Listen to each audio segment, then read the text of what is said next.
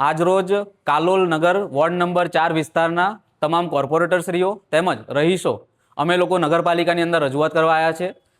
7 તારીખે just 4 mm વરસાદ કાલોલ નગરમાં પડ્યો, તે છતાં પણ અમારા વિસ્તારમાં વૃંદાવન સોસાયટીથી લઈને જલારામ નગર સોસાયટી સુધી કાદવનું સામ્રાજ્ય થઈ ગયું છે। ચાલતા પણ નીકળી શકાય એવી પરિસ્થિતિ નથી।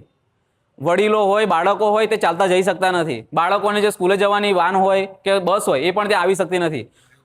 ફાયર ફાઇટર, એમ્બ્યુલન્સ એ પણ જઈ શકે તેમ નથી। હમણાં જ લગભગ હમણાં જે માવઠું પડ્યું એમાં પણ એક 108 આવી હતી પહેલા, એ 108 ત્યાં આવીને ફક્ત 600 મીટર દૂર જવાનું હતું, તે છતાં ખરાબ રસ્તાને કારણે તે જઈ નથી શક્યું અને પછી 3 કિલોમીટર ફરીને જવું પડ્યું।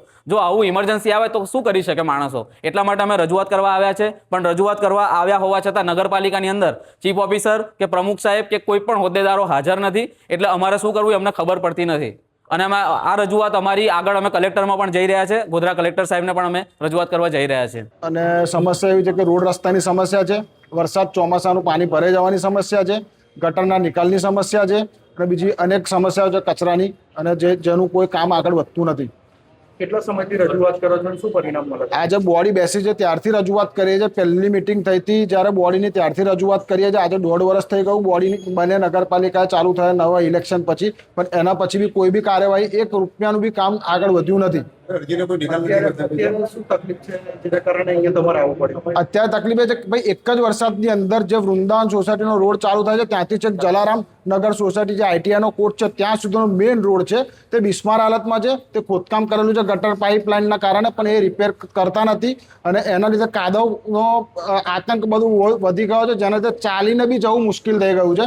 એમ્બ્યુલન્સ, ફાયર ફાઇટર ગાડી કંઈ બી જઈ શકે તેમ નથી। તેના માટે અરજી કરવા માટે અમે આવેલા છીએ।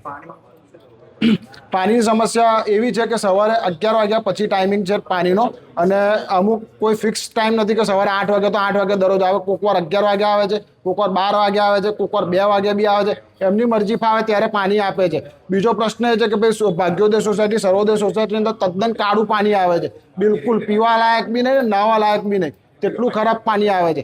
11 વાગે પાણી આપે તો જે હસબન્ડ વાઈફ બંને નોકરી કરતા હોય, જેમના ઘરે કોઈ ન તો પાણી ભરે કઈ રીતે? અને બીજો મુદ્દો એ છે કે આજે પાછલી બોડી હતી ત્યારથી એક પાણીની ટાંકી અમારા વિસ્તારમાં બનેલી છે આઈટીઆઈ પાસે, તે તદ્દન ફંક્શનલ છે, તે છતાં બી આ લોકો ઉપયોગ કરતા નથી અને એનું ઉદ્ઘાટન કરતા નથી અને ચાલુ નથી કરતા। જો એનું ઉદ્ઘાટન થઈ જાય, ચાલુ થઈ જાય, ફંક્શનલ થઈ જાય તો આખા વોર્ડ નંબર 4ની પાણીની સમસ્યા બિલકુલ સમાપ્ત થઈ શકે છે।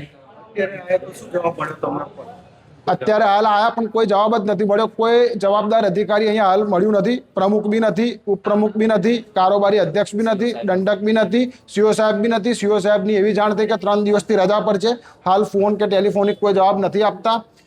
અને પ્રમુખશ્રી પર ટેલિફોનિક ચર્ચા થઈ હતી, એમને બહાના બનાવ્યા છે કે ભાઈ કલાકમાં આવું, 2 કલાકમાં આવું, 1.5 કલાક અમને થઈ ગયો, હજુ કોઈ જવાબદાર અધિકારી હાલમાં મળેલ નથી।